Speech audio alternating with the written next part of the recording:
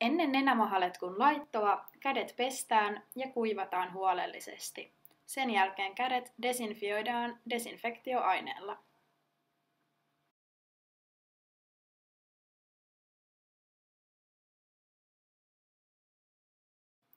Aloitetaan nenämahaletkun laiton valmistelu. Keräämme tarvittavat välineet desinfioidulle pöydälle. Keräämme tehdaspuhtaat hanskat, jolla suojaamme itseämme mahdollisilta eritteiltä ja suoritamme toimenpiteen mahdollisimman aseptisesti. Oikeankokoinen nenämahaletku. Letkun on oltava oikean kokoinen, jotta se menee sujuvasti potilaan sieraimesta aina mahalaukkuun asti. Puudutusgeeli liukastamaan nenämahaletku. Kaarimalja ja kertakäyttöinen suojaliina potilaan mahdollista oksennusta ja eritteitä varten. Vesilasi ja pilli, jonka avulla potilas nielee ja letku menee ruoansulatuskanavaan hengitysteiden sijasta.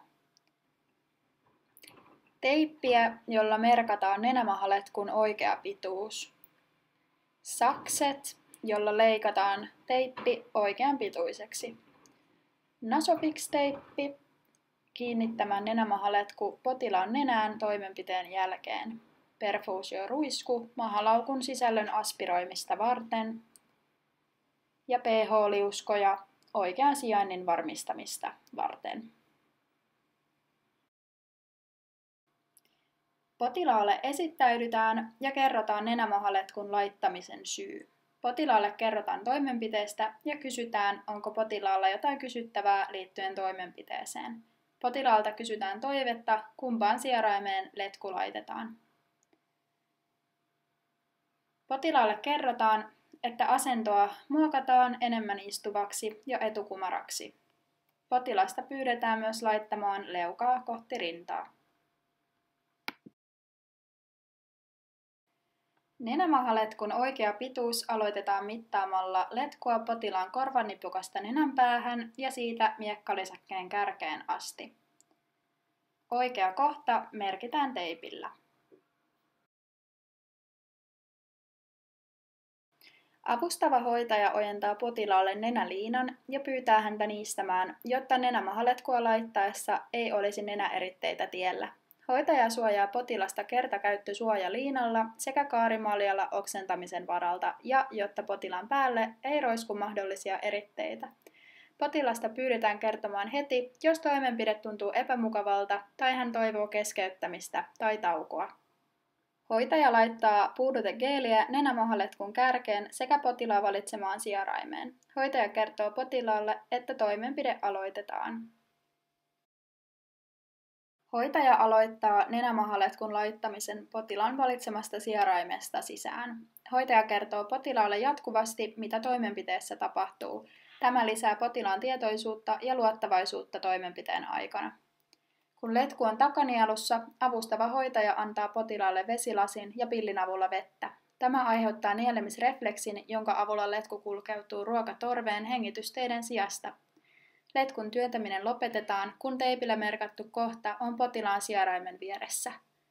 Potilaalle kerrotaan, että letkun työntäminen lopetetaan tässä vaiheessa.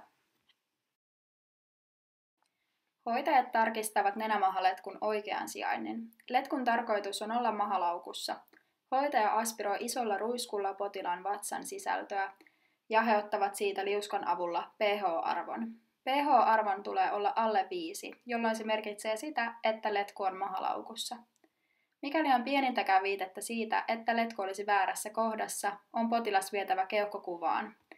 Potilaalle kerrotaan toimenpiteen varmistaminen ja varmistuksen tulos. Nenämahaletkuun liitetään korkki, jotta vatsan sisältöä ei pääse valumaan ulos. Kun letkun oikea sijainti on varmistettu, nenämahaletku kiinnitetään potilaan nenään ihoystävällisellä teipillä. Letkun ei ole tarkoitus painaa potilaan nenää tai sierainta niin, että se olisi epämukavan tuntuista.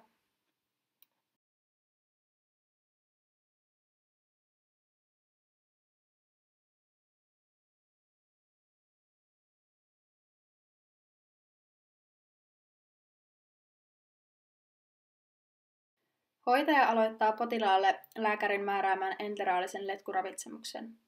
Hoitaja ottaa nenämahaletkusta otteen ja avaa sen korkin. Sen jälkeen hoitaja liittää perfuusioruiskun ilman mäntää potilaan nenämahaletkuun ja sulkee letkun esimerkiksi Spanxeilla.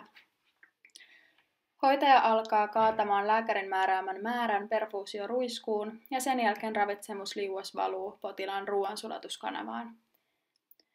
Hoitaja kehottaa potilasta kertomaan, jos hänelle kehittyy pahoinvointia tai esimerkiksi närästystä. Kun oikea määrä ravitsemusliuosta on annettu potilaalle, huuhdellaan letku vielä vedellä.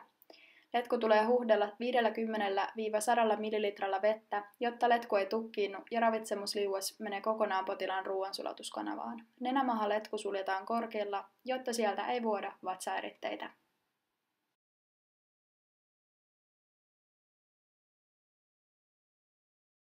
Hoitaja kertoo potilaalle, että letkuravitsemus on nyt toteutettu. Hoitaja haastattelee potilaan vointia, jotta saadaan tieto, onko potilaalla pahoinvointia tai muuta oiretta, joka johtuisi letkuravitsemuksesta.